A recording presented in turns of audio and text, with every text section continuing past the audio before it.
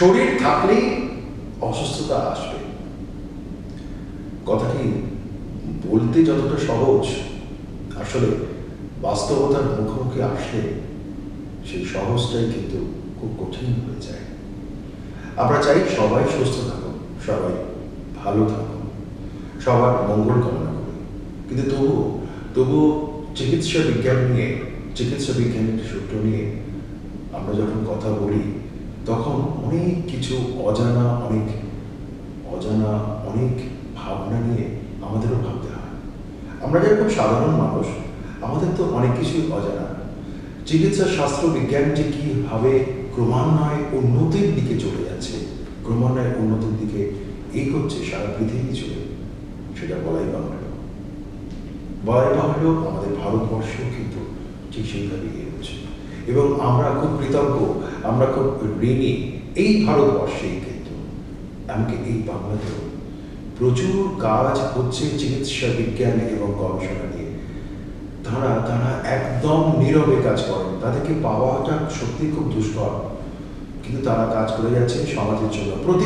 প্রতিনিয়ত আবিষ্কার, প্রতিনিয়ত সেই আবিষ্কারের পদ্ধতি প্রয়োগ, এবং তার মাধ্যমে মানুষ সুস্থ হয়ে বাড়ি ফিরছে বা মানুষ সুস্থ হয়ে যাচ্ছে। আপনারা জানেন যে এই অনুষ্ঠানে পশ্চিমবাংলা তথা সারা ভারতবর্ষের বহু বিশিষ্ট ব্যক্তিত্বদের আমরা পাই। তারা তাদের কথা বলেন, তাদের কথা শুনে আমরা সম্পৃক্ত করি, বলা হলো আপনারাও সম্পৃক্ত হন। আজকের অনুষ্ঠানে আমাদের সাথে যিনি অতিথি হিসেবে আছেন, তার পায়ের তলায় সর্ষে, তাকে প্রচুর ঘুরে বেড়াতে হয়, রিসার্চ ওয়ার্কের জন্য যেতে হয় দেশ বিদেশ, বহু সেমিনার, লেখালেখি, প্রচুর পুরস্কার, সমস্ত কিছু নিয়ে, কিন্তু তিনি ডেডিকেটেড একেবারে চিকিৎসা বিজ্ঞান এবং চিকিৎসা শাস্ত্রের বিভিন্ন ক্ষেত্রে নবতম সংযোজনের গবেষণা শুরু করেন। আপনাদের খুব কাছের মানুষ, খুব প্রিয় মানুষ, এখন তো খুব ভীষণ প্রিয় মানুষ, তিনি কাছের মানুষ, ডক্টর কৌশল কুমার, বায়োমেডিক্যাল সায়েন্টিস্ট, তিনি আজকে আমাদের সাথে আছেন। আমরা কথা বলে সমৃদ্ধ হব, শুধু তাই নয়, অনেক নতুন জিনিস জানতে পারবেন।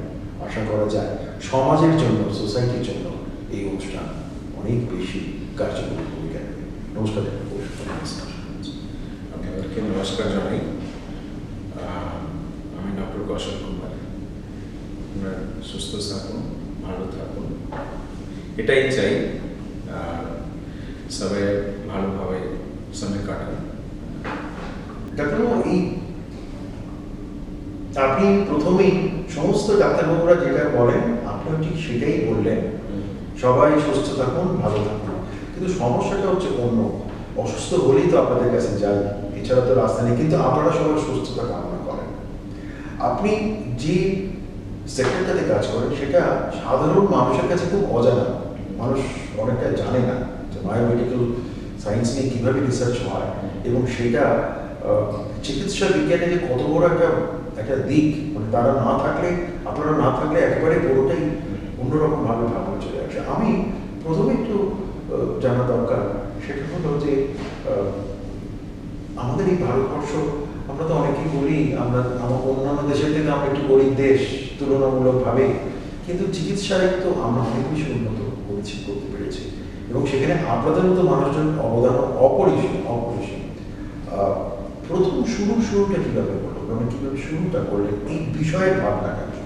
আমি বলতে চাই, এই যে বায়োমেডিক্যাল ইঞ্জিনিয়ারিং যে সাবজেক্টটা এসছে, এটা বেসিক্যালি বায়ো মিনস হলো কি মানুষের শরীর নিয়ে, আর মেডিকেল হলো সাবজেক্ট নিয়ে।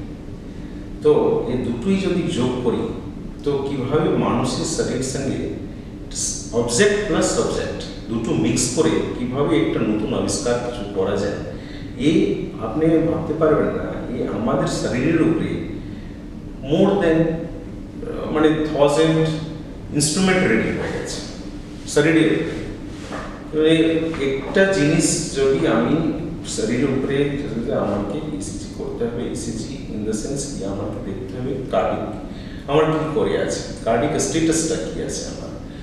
তো এটা আমাদের মেশিন যে আবিষ্কার করেছে, যেটা আবিষ্কার হয়েছে, সে মানুষকে কার্ডিক স্ট্রাকচার নিয়ে ওর উপরে তৈরি হয়েছে কি নর্মাল কি করে হতে পারে, নর্মাল কি করে হতে পারে, সেরকম মেশিনকে কানেক্ট করা হয়েছে, সেরকম মেশিনকে তৈরি করা হয়েছে, সিগন্যাল দেওয়া হয়েছে, সিগন্যালে করা পরে ওটা মানে কিভাবে ওটাকে আবিষ্কার করা হবে, সেই রকম আমাদের মেশিন আর মানুষকে জোড়ে কিভাবে আবিষ্কার করা যায়, দুজন কোরিলেট করে, সেটাই বায়োমেডিক্যাল ইঞ্জিনিয়ারিং। তার মানে আপনি এটা বলতে চাইছেন যে মেশিনের উপর তো নির্ভরটা কিছুটা করতেই হচ্ছে এবং সেটা আবার তো আপনাদের উপরেই নির্ভর করতে হবে, কিন্তু চিকিৎসা বিজ্ঞানের ওই মেশিনের উপর এবং মানুষের সাথে একটা যে সামঞ্জস্য একসাথে থাকা, এতে বোধহয় সময়টা অনেক কম লাগে, মানে খুব দ্রুততায় বোধহয় চিকিৎসা করার একটা সুযোগটা পাওয়া যায়, সেটা ব্যাপারটা কিভাবে বলবেন? যে দেখুন এখন কি আছে, আগে কি হতো, লোক মানুষ যেতেন ডাক্তারের কাছে দেখাতে, তো উনি কি করতেন কি হ্যাঁ ওনাদের ভাবতেন কি হ্যাঁ এ মানুষের জ্বর হয়েছে, উনি দেখতেন হাত ছুঁয়ে কি জ্বর হয়েছে, মানে একটা মেডিসিন লিখে দিলাম, হ্যাঁ নর্মাল জেনারেল মেডিসিন লিখতেন জ্বরের জন্য, হ্যাঁ কিন্তু পার্টিকুলার জ্বরের কিসের জন্য, জ্বর একটা সিমটমস, কোনো জিনিসের জ্বর কেন আসলো সেটা দেখতে হবে আমাদেরকে, জ্বর এসছে একটা বিমারির সিমটমস হয়, হ্যাঁ লক্ষণ বলে দেয় ওটা, কিন্তু জ্বরটা রিজনটা কি, এ জ্বর কিসের জন্য, বিভিন্ন রকম রোগের জন্য জ্বর আসে, সাপোজ টাইফয়েড হলো, ম্যালেরিয়া হলো, সেটা ডিটেক্ট কি করে করবে মানুষ, যদি আমি ডিটেকশন করে নিই কি হ্যাঁ এ মানুষকে জ্বর এসছে, আমার ম্যালেরিয়া হয়েছে তাই জন্য জ্বর এসছে, টাইফয়েড হয়েছে তাই জন্য জ্বর এসছে, তো ও টাইফয়েড আর ম্যালেরিয়া তো ডিটেক্ট করবে মেশিন, মেশিন যতক্ষণ বলছে না কি আমার টাইফয়েড আর ম্যালেরিয়া হচ্ছে, ডিটেকশন হচ্ছে, ডাক্তার সঠিক ট্রিটমেন্ট করতে পারছে না, উনি একটা ইনজেকশন করে মেডিসিন আগে দিয়ে দিতেন, হ্যাঁ কি এই মেডিসিনটা খান ঠিক হয়ে যাবে, ঠিকও হয়ে যেত মাঝে মাঝে, সেরকম ব্যাপার না, কিন্তু মাঝে মাঝে কি হতো লং টাইম নিত সারা হ্যাঁ ঠিক হওয়ার জন্য। তাহলে এখানে তার মধ্যে দুটো কিন্তু একই সাথে কাজ হচ্ছে, একটা হচ্ছে আপনাদের মতো আপনারা প্রচন্ড ব্যস্ত মানুষ, আপনাদের পাওয়াটাই মুশকিল, আপনাদের কাছে আপনারা অনেকটা সময় পাচ্ছেন তুলনামূলক, মানে অনেক বেশি পেশেন্টকে দেখার সুযোগ পাচ্ছেন বা মানুষজনকে সুযোগ পাচ্ছেন, আর পেশেন্টদের ভেতরে অনেক ক্ষেত্রে যেটা হয় সেটা অন্যভাবে নেবেন না, পেশেন্টের ধৈর্য হারিয়ে ফেলে, আমার তাড়াতাড়ি সারছে না কেন, আমি এটা হচ্ছে না কেন, এটা তাদেরও বোধহয় একটা সাইকোলজিক্যাল এফেক্ট, তাই না? আপনি ঠিকই বলেছেন, অ্যাকচুয়ালি ইনিশিয়ালি কি ছিল যে মেডিকেল সায়েন্সে যেটা আমাদের আবিষ্কার যেটা হয়েছে, একটা মেশিন যেটা ছিল রেজাল্ট দিতে সাপোজ 2 দিন টাইম না, এখন এত ডেভেলপমেন্ট হচ্ছে উইদিন 2 আওয়ার্স আপনি রেজাল্ট পেয়ে যাবেন। আজকে আপনি যেটা ল্যাবে যাচ্ছেন, মাঝে মাঝে দেখবেন সকালে যাচ্ছেন আপনি 2 ঘন্টা পরে আপনাকে ডাকছে যে বিকেলে আসুন আপনার রিপোর্ট পেয়ে যাবেন, এমনকি অনলাইনে রিপোর্ট চলে আসে, এখন অনলাইন, সেটা তো আপনার রিপোর্ট হওয়ার পরে অনলাইনে আপনি হোয়াটসঅ্যাপে করে দিচ্ছেন, ঠিক আছে, আপনি ওখানে ওয়েবসাইটে যে আপনি টেস্ট করাচ্ছেন সেখানে আপনি সেই নার্সিং হোমের ওয়েবসাইট যাবেন, আপনি ওয়েবসাইটে ওর রিপোর্টটা দিয়ে দিচ্ছে, আপনি পেয়ে যাচ্ছেন। কিন্তু মেশিন যে আছে এত আবিষ্কার হয়ে যাচ্ছে যে আজকে 10 বছর 11 বছর পরে আপনার যেখানে 24 আওয়ার্স লাগতো আপনার প্রসেস হতে আপনার রিপোর্ট পেতে, এখন সেটা পেয়ে যাচ্ছেন আপনি উইদিন 2 আওয়ার্স। তো এই যে ডেভেলপমেন্ট হচ্ছে এটা মানুষকে তাড়াতাড়ি ট্রিটমেন্টও হয়ে যাচ্ছে সেরকম, যেটা সাপোজ 48 ঘন্টা পরে অপারেশন হতো, অপারেশন ওয়েট করছে, রিপোর্ট যতক্ষণ আসবে না অপারেশন করবো না, কেন কি করে করবে, সিটি স্ক্যান রিপোর্ট আসবে, ব্লাড রিপোর্ট আসবে, বায়োপসি রিপোর্ট আসবে, তারপরে তো অপারেট করবে, কিন্তু ও জানতে পারবে কোন জায়গা হয়েছে, কি প্রবলেম আছে, তারপরে তো আমি ট্রিটমেন্ট শুরু করবো। তো যেটা ডিলে আগে ছিল সে ডিলে টাইমটা, ট্রিটমেন্ট টাইমটা, ডিটেকশন টাইমটা, বিমারি ডিটেকশন টাইমটা, এটা আস্তে আস্তে কমে যাচ্ছে। এখানে আরেকটা কথাও বলছি, সেটা হলো যে অনেক সময় যেটা হয়, এটা খুব স্বাভাবিকভাবে পেশেন্টের বাড়ি থেকে তারা তো অধৈর্য হয়ে পড়ছেন বটে, এবং প্রিয় দর্শক আমাকে মাফ করবেন না, আমার দৃষ্টতা নেবেন না, অনেক ক্ষেত্রে আমরা নিজেরা একটু বোঝার চেষ্টা করি নিজেদের মতো করে, এটা কিন্তু একটা অন্যায়, একদমই অন্যায় বটে। সেই জন্যই বোধ হয় যে কোনো একটা রিপোর্টের ক্ষেত্রে, সাধারণ রিপোর্টের ক্ষেত্রে কি থাকা উচিত আর পেশেন্টের এখন কি আছে, এই যে একটা তুলনামূলকভাবে কম্পারিজন ভাবে ওখানে কিন্তু লেখা থাকছে, এটা তো একটা অনেক বড় অন্তত পেশেন্টের কাছে, অন্তত মানসিক দিক থেকে সে প্রাথমিকভাবে সে একটা ধারণা করে দিতে হচ্ছে, তাই না? এটা দেখুন কিছু ক্ষেত্রে ঠিক, কিন্তু কিছু ক্ষেত্রে তাই না? হ্যাঁ, সেটাই আমি একটু জানতে চাই। অ্যাকচুয়ালি মানুষ কি হয়েছে না, এখন এই তো কনসাস হয়ে গেছে হুম। কি যে কিছুই জানি না মেডিকেল ক্ষেত্রে, হ্যাঁ। সেও দেখছে রিপোর্টও এখানে লেখা আছে এর মধ্যে আসতে থাকতে হবে, এর রেঞ্জের মধ্যে থাকতে হবে, মানে এই রেঞ্জটা এর রেঞ্জের মধ্যে ঠিক, আছে। ঠিক। এবার রেঞ্জ থেকে বেরিয়ে গেল, বুঝলেন, বেরিয়ে গেল। সেটা উনি একটু চিন্তা করছেন, ওরে বাবা আমার তো শেষমেশ দেখে যাবে রেঞ্জটা, কিন্তু সাপোজ দ্যাট হতে পারে কি একটা জিনিসের রিপোর্টটা রেঞ্জে বেরিয়েছে, আবার নেক্সট রিপোর্টটা ওটার মধ্যেই আরো একটা জিনিসের রিপোর্ট আছে, রক্ত পরীক্ষার রিপোর্ট আছে, সেখানে রিপোর্টটা ঠিক আছে। এর ডাক্তারবাবু বুঝতে পারবেন কি এর রিপোর্ট সঙ্গে এই রক্ত পরীক্ষার এই রিপোর্ট দুটোর মিলিয়ে রিপোর্টটা কি কোরিলেশন আছে। চমৎকার, এই কোরিলেশন এটা একটা খুব বড় এই যদি হয় মাঝে মাঝে চিকিৎসক যে আছে, কনসালটেন্ট যে আছে, মেডিসিন ডক্টর যে আছে, উনি বলে দেবেন কি না আপনার রিপোর্টটা ঠিক আছে, মাঝে মাঝে এটা হয়, উনি কোরিলেটেড। সেই জন্য দেখবেন আপনার যেটা রিপোর্ট করছেন, রিপোর্ট যে কোনো রিপোর্টটা ইউরিন রিপোর্ট, ব্লাড রিপোর্ট আছে, রিপোর্টের নিচে লেখা আছে kindly correlate with the other test. তা ডাইরেক্ট ওখানে কিছু লেখা থাকে না, কিন্তু লেখা থাকে kindly correlate with the other test also. তার মানে এটা হয়েছে আপনি এটা দেখে ভয় পাবেন না, আপনি আগে সঠিক অ্যান্সারটা দিলে আপনার যেটা কনসালটেন্ট আছে, যার কাছে আপনার ডক্টর আছে, যে একটা ফ্যামিলি ডক্টর যার কাছে দেখাচ্ছেন, উনি সঠিক অ্যান্সার দিতে পারেন, আপনি ভয় পাবেন না রিপোর্ট দেখে পাঠ করুন। হ্যাঁ, আপনি নিজে ট্রিটমেন্টটা কোনোদিন করতে চান। এই জায়গাটাতে একটা এবার হ্যাঁ একটা আরেকটু বলি, এই জায়গাটায় এটা আপনি খুব ভীষণ রকমের এটা সোসাইটিকে এটা জানাও প্রয়োজন হয়ে পড়ে।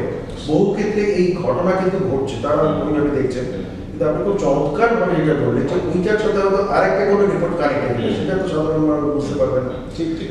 অনেক সময় যেটা হয় যে আবারও বলছি, এটা তখন দর্শকের কাছে ক্ষমা চাইছিলাম, এখন আপনার কাছে একটু ক্ষমা চাইছি। অনেক ক্ষেত্রে পেশেন্টরা বলেন ডাক্তারবাবু কেন আননেসেসারি এত টেস্ট করছেন, খালি ডাক্তারবাবু টেস্ট ছাড়া কেন কিছু হয় না, এটাও একটা সাইকোলজিক্যাল ব্যাপার চলে আসে।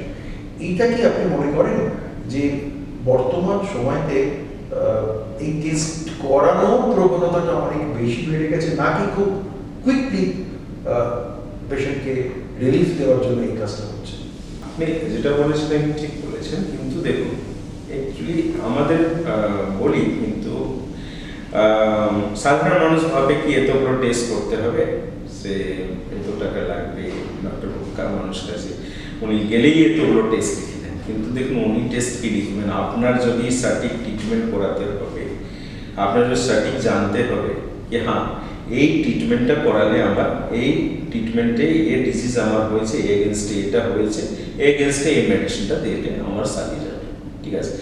যতক্ষণ ওটা আপনি কনফার্ম হবেন না, আপনি যদি ডক্টরবাবু 4টে টেস্ট করেন, তার মধ্যে আপনি অ্যাবজর্পশন করে দেবেন ভেবে নিলেও এটা হতে পারে, সেই হিসাবে যদি আপনার ট্রিটমেন্ট করে দিলেন, আর যদি ঠিক না হলো আপনি কি বলবেন, ডক্টরবাবুকেই বলবেন যে আমার কি গেলাম, আপনি তো টেস্টও লিখলেন, তারপরে আপনি ওষুধও দিলেন, আমার বিমারিটাও ঠিক হলো না, টাকাও লাগলো। এই জন্য উনি যেটা করছেন ভুল করেন না, যেটা রিলেটেড টেস্ট থাকে সেই টেস্টগুলো লিখে। আপনি ভাবছেন আমি তো গেছি একটা বিমারি নিয়ে উনি সুগার টেস্ট লিখে দিলেন, আমার তো সুগার নেই, তাহলে লিখলেন কেন? ঠিক আছে, আপনি এটাই ভাববেন কি সুগার নেই তাহলে লিখলেন কেন, কিন্তু ওই বিমারির সঙ্গে সুগারটাও রিলেটেড আছে কিনা, ঠিক আছে, সেটা কিন্তু ডক্টরই যে দেখছেন সেই বুঝতে পারবেন। আপনি বুঝতে পারেন আপনাকে সাপোজ দ্যাট কিছু ইনজুরি হলো, হ্যাঁ না, আপনার দেখলেন ইনজুরি হলো, তাহলে সুগার টেস্টটা কেন নিয়েছেন, যে টেস্টটা নিশ্চয়ই উনি ইনজুরি হয়েছে, উনি রিকভারি হবে কত তাড়াতাড়ি সেটা দেখার জন্য দিতে পারেন।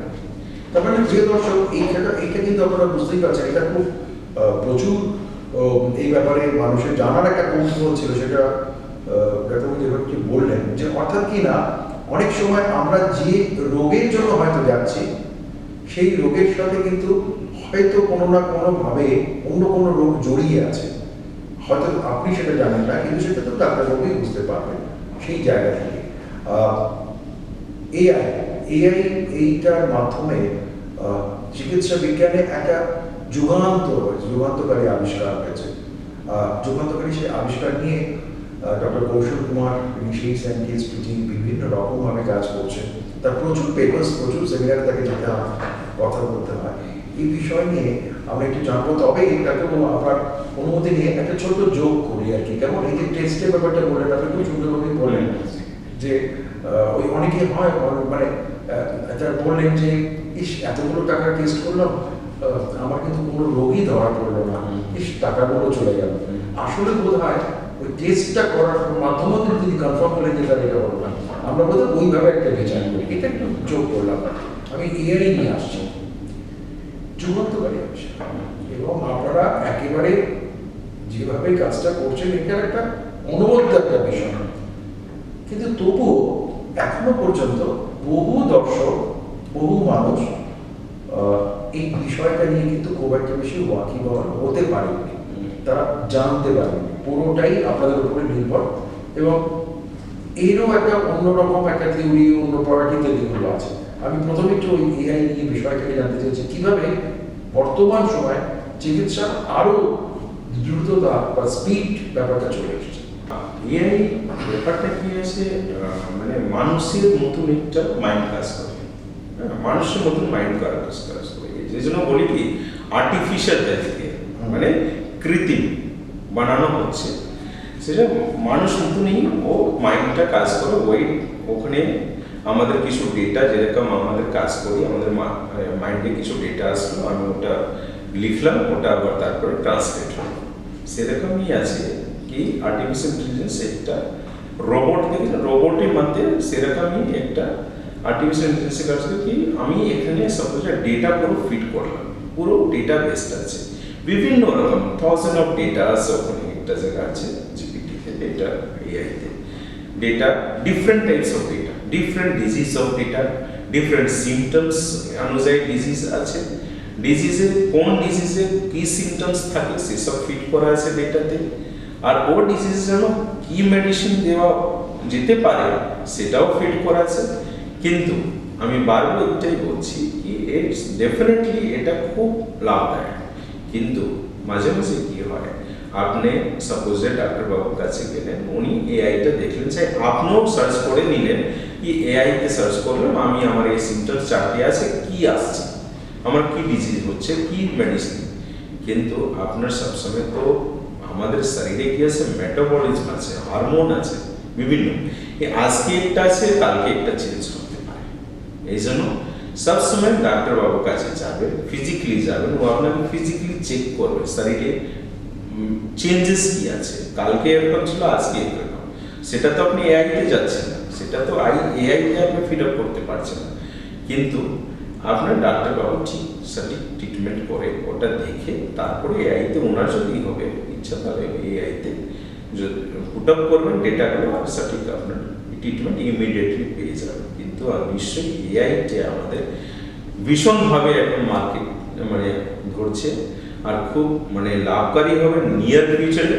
আমাদের যতগুলো মেডিকেল ইকুইপমেন্টস আসছে সব এআই বেসড আসছে, এআই আপনি ফিট করছেন ডেটা অটোমেটিকলি চলে আসছে কি এইটা আমার ইমেজ, যেটা সিটি ইমেজ, এটা আমি যদি কম্পেয়ার করি রিপোর্টিং অটোমেটিকলি রিপোর্ট হয়ে যাচ্ছে। এখানে দেখুন আরেকটা বলছি, এটা আপনি খুব একটা মাঝখানে বললেন স্ট্রাইক লাগবে, সেটা হলো যতগুলো মেডিকেল ইকুইপমেন্টস আসছে এইগুলো এখন এআই বেসড হয়ে আসছে, কেমন? আর তার আগে যেটা বললেন প্রিয় দর্শক, এটা কিন্তু সত্যি মনে রাখা উচিত যে ওটা দেখে সেলফ টার্ন হওয়া উচিত না, একেবারে উচিত না। তিনি দেখবেন ঠিক আছে, দেখতে পারেন, স্যাটিসফ্যাকশন জন্য উনি দেখতে পারেন, কিন্তু কনসাল্ট করার জন্য সেটা কিন্তু এই এআই বেসড যে মেশিনগুলো যেগুলো আসছে এখন ট্রিটমেন্টের জন্য, সেটা কি তাহলে আগেরগুলো কি পুরো একেবারে একটু অন্যরকম হয়ে গেল, নাকি এটা খুব কুইকলি হচ্ছে বলে সেগুলো একই রকম ট্রিটমেন্ট, কিন্তু এটা কুইক, টাইমটা আপনার সেভ হচ্ছে কি ইমিডিয়েটলি আপনি ফিড আপ করছেন, সিমটমস এগুলো আছে, এর আছে, চাই ইমেজগুলো এটা আছে, এটা এগেইনস্টে কি চলে আসছে, রেফারেন্সটা কি পেয়ে যাচ্ছে, এই যে ট্রিটমেন্টটা ফাস্ট হবে। নিয়ার ফিউচারে আমাদের ট্রিটমেন্টগুলো সার্ভারি ট্রিটমেন্ট। আপনি তো এই বিষয়টা নিয়ে একেবারে রিসার্চের ওয়ার্কের ভিতরে আছেন, তো এই যে প্রত্যেকটা মোমেন্টে রিসার্চ এন্ড ডেভেলপমেন্টটা হচ্ছে, এই জায়গা থেকে দাঁড়িয়ে কিছু কিছু ক্ষেত্রে কি হয়েছে যে যেটা করা গিয়েছিল সেটা আলটিমেটলি ফেল করে গেল, আবার নতুন করে সেটাকে রিজেনারেট করতে হবে? রিসার্চটা মানেই আছে কি আপনি মাঝে মাঝে এই যে রিসার্চ আপনার একটু না ফেল হলে না আপনি বুঝতে পারবেন না কি আমাকে এটা রেকটিফাই আরো কি অ্যাডভান্স করতে হবে। বাহ, চমৎকার বললেন। হ্যাঁ, অ্যাডভান্স কি করতে হবে, আমার রেকটিফাই কি করতে হবে, আমি আর এটাতে কি অ্যাড করবো যেটা আমার ফিউচারে জেনারেশনের জন্য আমার আরো লাভ হয়, লাভ করে। এইটা একটা বড় ফ্যাক্টর। আর কি আছে আপনার এআই তো মানে বেস্ট হচ্ছে ইকুইপমেন্ট। আমি কেন বললাম, সাপোজ এট আগে ছিল আমাদের দেখতাম কি পেশেন্টের মনিটরে দেখতাম কি আমাদের হার্ট রেট আসছে, ইসিজি গ্রাফ আসছে, ব্লাড প্রেসার আছে, তার এগেনস্টে আমাদের রিলেট করতাম কি এটা আছে, আচ্ছা এটা এর ডিজিজ হতে পারে, এখানে এটা সাপোজ এই মেডিসিনটা দিতে হবে। কিন্তু এআই টুলস থাকলে কি হচ্ছে, মেডিকেল ইকুইপমেন্ট এআই টুলস থেকে ও নিজে এই তিনটে প্যারামিটারসকে নিয়ে করিলেট করে দিচ্ছে কি এটা হতে পারে। তাহলে কি হচ্ছে আমাদের সেভ হচ্ছে টাইম, ডাক্তারের টাইমটা আইসিইউ মধ্যে যদি এটা আমাদের করে দিচ্ছে, ওটির মধ্যে এটা হচ্ছে ফিজিওলজিক্যাল ডেটাগুলো আমাদের চলে আসছে কি হ্যাঁ এটার এগেনস্টে হতে পারে।